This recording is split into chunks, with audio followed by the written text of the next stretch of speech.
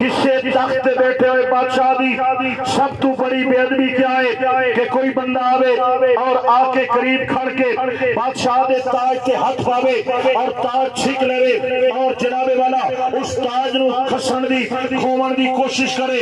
یہ سب تو بڑی جناب والا بے ادبی ہے. کسے دی پگڑی اچھالنا, کسے دے تاج کے ہاتھ پاونا. دوستو یاد رکھو اللہ پاک نے کائنات بعد میں بنائی ہے, حضور کے سر پہ ختم نبوت کا تاج پہلے سجایا ہے.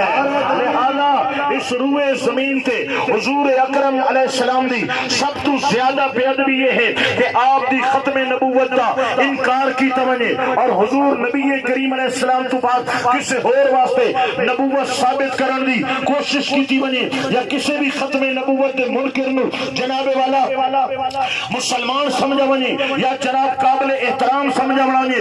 روئے زمین تے اس تو بڑی بے ادبی کوئی نہیں, اس تو بڑی گستاخی کوئی نہیں. سن لو لوگوں, کان کھول کے سن لو, پوری توجہ سے سن لو. ختم نبوت جائز اور ناجائز کا مسئلہ نہیں ہے. ختم نبوت حرام اور حلال کا مسئلہ نہیں ہے. ختم نبوت سیاست کا مسئلہ نہیں ہے. ختم نبوت عزت رسول کا مسئلہ ہے اور عزت رسول ہمارا ایمان ہے. لہذا حضور نبی کریم تاجدار ختم نبوت صلی اللہ علیہ وسلم دی ختم نبوت واسطے دل دے اندر غیرت دا ہونا, مقام دا ہونا, تحفظ ختم نبوت تے ارادے ہونا اور جناب والا تحفظ ختم نبوت واسطے دل دماغ نال جان و ایمان نال تیار ہونا, اس چیز کا نام بھی عزت رسول ہے.